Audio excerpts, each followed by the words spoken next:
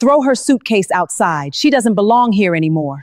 Daniel, are you really choosing her over your wife? I don't know. This is your... Leave before I call security. Please don't do this. Go. The door slammed. Emily stood on the porch with a single suitcase and a silence so heavy it felt like it had weight.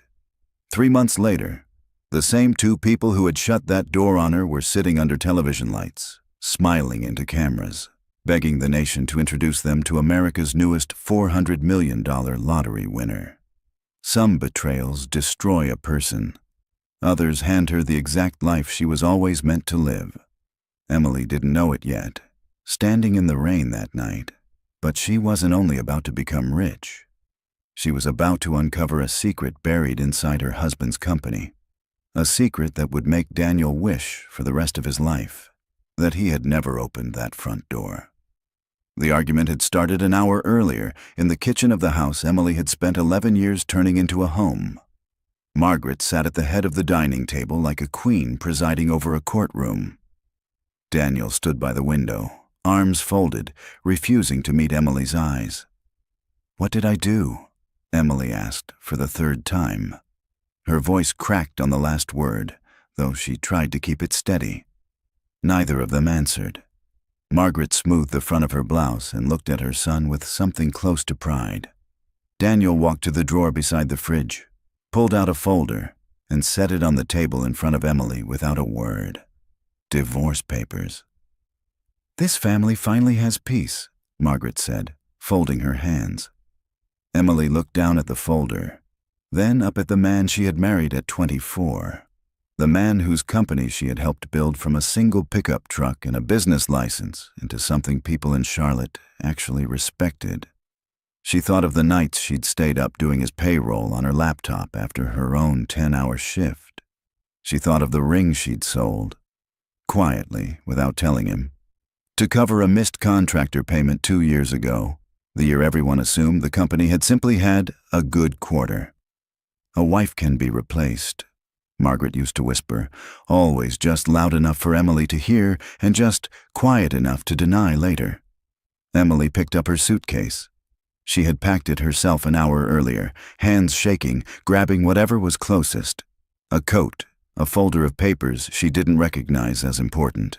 2 framed photographs she flipped face down before she even looked at them. She walked out of the house that had never, not once in 11 years, felt like it belonged to her. No car, no plan, no home. Some people say forgiveness is for the person who gives it, not the one who receives it. Emily didn't know yet which kind of person she wanted to be. She only knew she needed somewhere to sleep. Olivia Bennett opened her apartment door at 11 at night without asking a single question. She simply pulled Emily inside, took the suitcase from her hand, and made tea neither of them drank. Olivia had been Emily's roommate in college, the kind of friend who shows up with a car full of boxes on moving day and never once complains about the traffic. "You can stay as long as you need," Olivia said. "I mean that." Emily nodded, staring at the steam rising off her cup. "I don't even know what I did wrong." "Maybe you didn't do anything," Olivia said quietly. "Maybe that was the problem." The weeks that followed moved like wet cement. Emily applied for apartments and got rejected twice, 3 times, then a 4th time with a letter that used the phrase, "insufficient credit standing," a phrase that made no sense to a woman who had never missed a single payment in her life. She pulled her credit report on Olivia's laptop late one night and sat frozen in front of the screen. 3 loans she had never signed for.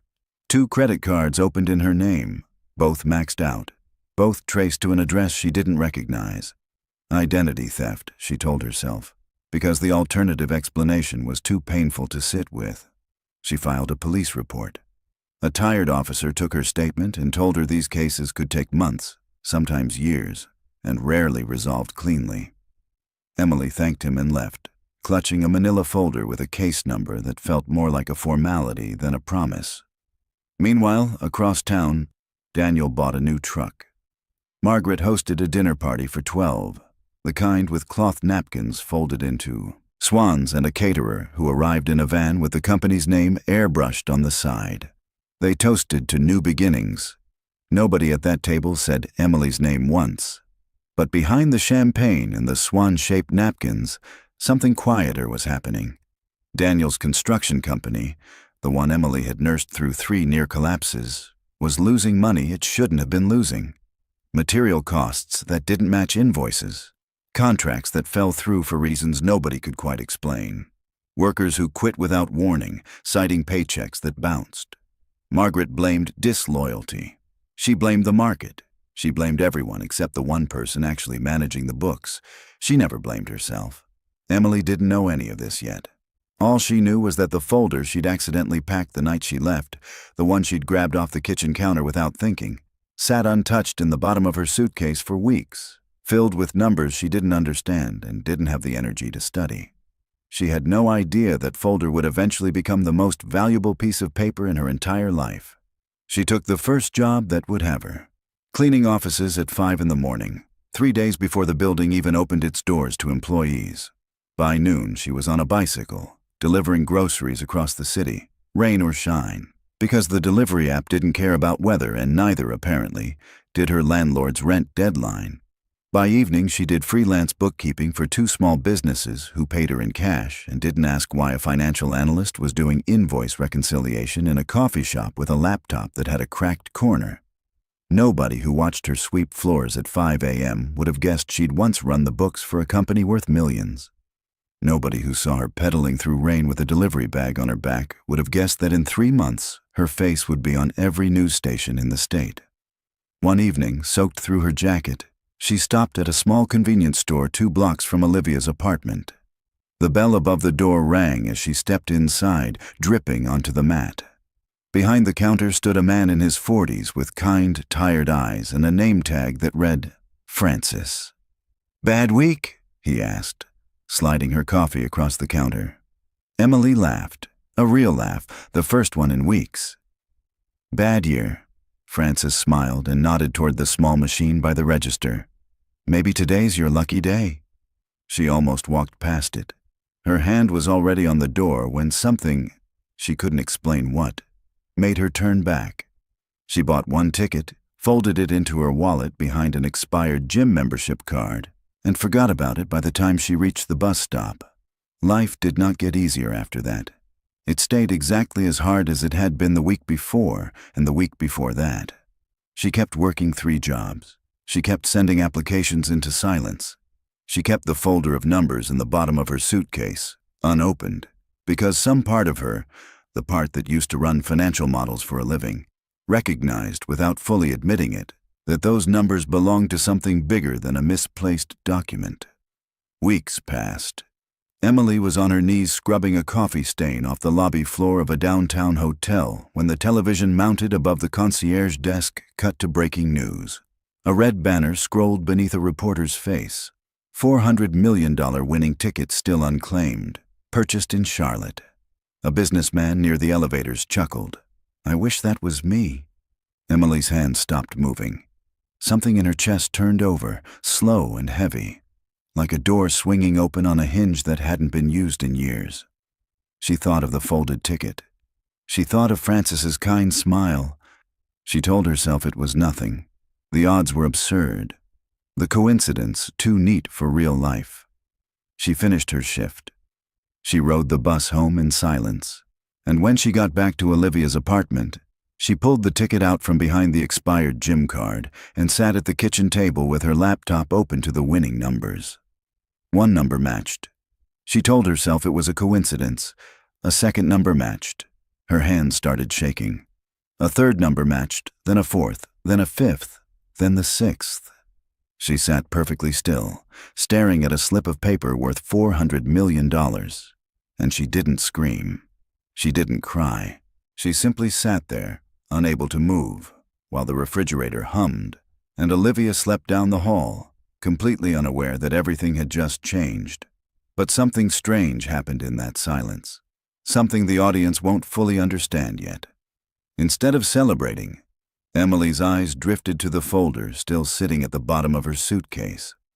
She pulled it out, opened it for the first time in weeks, and began reading the account numbers line by line. Something about them looked familiar. Something about them matched names she'd seen scrolling across the news that same week. Names connected to an ongoing fraud investigation 2 counties over. She didn't understand yet what she was looking at, but she understood enough to know it wasn't nothing. Emily didn't buy a car. She didn't call a single reporter. She didn't post a single photo. She quietly claimed her winnings through a trust and an attorney Olivia found through a cousin who worked in estate law. And she rented a modest 2-bedroom apartment under a name that wasn't quite hidden but wasn't advertised either. Then, instead of disappearing into the life every lottery winner dreams about, she opened her laptop and started studying her ex-husband's failing company from the outside in. It didn't take long to notice the pattern. Fake suppliers billing for materials that were never delivered. Equipment reported missing on paperwork, but still visible in old job site photos posted to the company's own social media. Invoices duplicated under slightly different vendor names, submitted weeks apart, paid twice without anyone questioning it. Daniel wasn't going broke by accident. Someone inside the company was bleeding it dry, one invoice at a time, and blaming the loss on a market downturn that barely existed. Margaret, meanwhile, kept firing employees. Each departure made the pattern harder to trace and easier to blame on disloyalty. Daniel trusted his mother's version of events completely, the same unquestioning trust he'd once given Emily until the day he didn't. 3 weeks after claiming her winnings, Emily learned through an old coworker's social media post that Daniel's company was hosting a small investor networking event downtown, a last attempt to attract funding before the bank called in a loan Emily suspected didn't even need to exist in the current condition it was in. She bought a tailored blazer, had her hair styled differently than she'd worn it in 11 years of marriage, and walked into that ballroom as a woman nobody in the room recognized. Confidence changes a face more than people realize. Daniel pitched his company with the same charm Emily remembered from their first date, the charm that had once made her believe in him completely. But when a well-dressed stranger in the third row asked about his outstanding vendor liabilities and the gap between reported and verified equipment inventory, Daniel stumbled. His confident smile faltered. "I'll have my accountant follow up," he said. "You don't have an accountant," the stranger replied evenly. "You have your mother." Margaret's head snapped toward the voice. She squinted across the room but didn't recognize the woman in the blazer, the one with the calm expression and the perfectly composed posture. Emily smiled politely, gathered her things, and left before the event even ended. Neither of them realized they had just spent 20 minutes trying to impress the very woman they'd thrown out of their house 3 months earlier. Emily didn't hire a team of lawyers to unravel Daniel's company. She did what she'd always done best. She investigated it herself, quietly, methodically, the same way she used to reconcile a stubborn set of books that refused to balance. She visited 2 of the phantom suppliers listed in the folder and found empty lots where warehouses were supposed to stand. She tracked down a former accountant who'd quit 6 months earlier, a soft-spoken man who agreed to meet her at a diner only after she promised twice that she wasn't recording the conversation. Margaret handled the reconciliation herself, he told her, stirring sugar into coffee he never drank. Every month. She said it was faster that way. I stopped asking questions after the second time she told me my job wasn't to ask questions. Emily nodded slowly. It wasn't outright theft, not in the way she'd first assumed. It was something quieter and, in its own way, more devastating. Years of covered-up losses, mistakes hidden under new mistakes, small lies stacked so high that nobody could see the ground anymore. Margaret hadn't stolen millions in one dramatic act. She'd simply refused, for years, to let anyone see the truth, including her own son. And Daniel, trusting, proud, unwilling to question the mother who had raised him alone, had blamed Emily instead. He'd believed somewhere along the way that his wife's careful questions about spending were the disloyalty, when, in reality, they were the only thing keeping the company standing as long as it had. Before we get to the part where everything comes out in front of an entire room of witnesses, I want to take 30 seconds to tell you about something that helps stories like this one actually get made. If you've ever wanted to write scripts this way, the kind that hook an audience in the first 15 seconds and hold them until the very last line, I put everything I use into a book called Script to Screen, the AI-assisted and original blueprint for writing viral stories that actually hit. It walks through exactly how outlines like this one get built from a single idea into a full emotional arc. And if you're the kind of creator who also brings these stories to life visually, my second book, Same Face, Every Frame. The Creator's Playbook for Consistent AI Characters. Across Flow AI, Whisk, Midjourney, and beyond, shows you how to keep your characters looking like themselves from the first frame to the last, across every platform you use. Both links are in the description below. Now, back to Emily. Victor Hayes announced his new real estate development 3 weeks later, a project worth more than anything Daniel's company had ever touched. Everyone in Charlotte's construction circle knew what it meant. Whoever won that contract would be set for the next decade. Whoever lost it would likely close their doors within the year. Daniel needed it desperately. He rehearsed his presentation for 2 weeks straight, practicing in front of the bathroom mirror the way he used to when he was 26 and hungry and building something from nothing. Margaret sat in on every rehearsal, correcting his posture, his tone, his handshake. The ballroom was packed the night of the presentation. Investors in tailored suits, local reporters angling for a quote. A long table at the front where Victor Hayes sat with 2 associates, listening to pitch after pitch with the practiced patience of a man who had heard 1,000 promises before. Daniel stood at the podium, adjusted the microphone, and began. His voice was steady at first, confident, the version of himself he'd been rehearsing for 2 weeks. And then the door at the back of the ballroom opened. Every head turned. Margaret's smile curdled the second she recognized the woman walking down the center aisle in a deep green dress, her posture unshakable, her expression unreadable. "You came to beg," Margaret said, loud enough for the front row to hear, a small laugh escaping her lips. Emily said nothing. She didn't need to. Victor Hayes rose from his seat at the front table.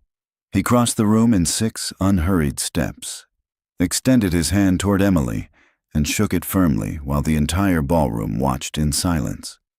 "For those who don't know," Victor said, turning to face the crowd, "I'd like to introduce the lead investor funding this entire development." Nobody breathed. Daniel's hand froze on the podium.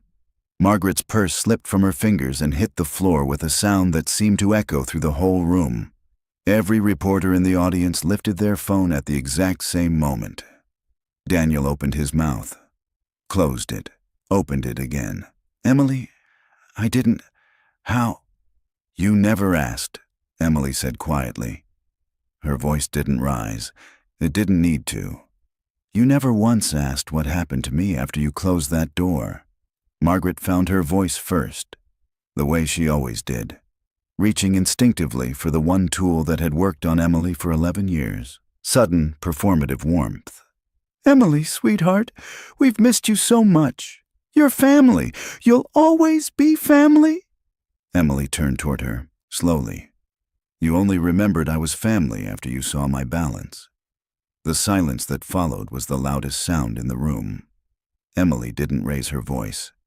She didn't storm the podium.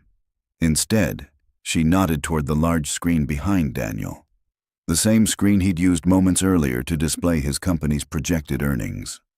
A technician near the wall, one Emily had spoken to quietly before the event began, connected a small drive to the projector. Old company records filled the screen. Emails Emily had sent years earlier, flagging inconsistencies in vendor invoices. Timestamps proving she'd raised concerns 18 months before the losses became public. A message from Margaret, forwarded and buried in an old inbox. Reading simply, "Handle it quietly. Don't involve Daniel. He doesn't need to worry about numbers." Nobody in that ballroom said a word. There was no shouting, no dramatic accusation, just facts glowing on a screen, in a room full of witnesses who would remember exactly what they saw for the rest of their careers. Daniel stared at the screen, then at his mother, then at the woman he'd once accused of not belonging in his family. Something in his expression cracked open, not anger, not defensiveness, but the slow, sick realization of a man finally seeing 11 years clearly for the first time. "You tried to warn me," he said quietly, almost to himself. "You tried to warn me, and I let her convince me you were the problem." Emily didn't answer right away. She looked at him for a long moment, not with hatred, not with triumph, but with something quieter and harder to name. Then she turned and walked back down the center aisle, past the reporters, past the investors, past Margaret, who stood frozen with her purse still on the floor. Victor Hayes awarded the contract to another developer within the week. Emily declined to invest in Daniel's company, and without the funding they'd staked everything on, it closed its doors 2 months later. Margaret sold the mansion she'd hosted so many dinner parties in, the swan napkins packed away in boxes nobody would ever unfold again. The same neighbors who had once stood on their porches watching Emily carry a single suitcase down that driveway now stood watching moving trucks empty the house of everything Margaret had spent decades collecting. Daniel tried calling several times. Emily let most of the calls go to voicemail. The messages grew shorter each time, until eventually they stopped altogether. Months later, Emily opened the doors of a financial education center in downtown Charlotte, a place designed to help women rebuild their lives and their credit after financial abuse and betrayal. The exact kind of help she desperately needed the night she stood on a porch with one suitcase and no plan. Olivia stood beside her at the ribbon cutting, beaming. Francis Reed showed up too, wearing a suit that clearly hadn't left its hanger in years, holding a small bouquet of flowers he seemed almost embarrassed to hand over. Emily hugged him tightly. "That lottery ticket wasn't my miracle," she said. Francis tilted his head. "What was?" Emily looked out at the crowd gathered in front of the building. Women who had traveled across the city because they'd heard there was finally a place that understood what they'd been through. She smiled, softly. The kind of smile that carries more weight than tears ever could. "Getting thrown out," she said. "Because if that door had never closed, I would never have found the strength to open every other one." Weeks later, Emily walked past the old house on her way to a meeting downtown. She didn't slow down. She didn't glance at the windows. Inside the mailbox at the end of the driveway sat a single unopened envelope, its corner curling slightly from the weather. An apology letter that had been sitting there for longer than either of them wanted to admit. She smiled gently, the way a person smiles at a chapter they've already finished reading, and she kept walking, straight into whatever came next, without a single look back.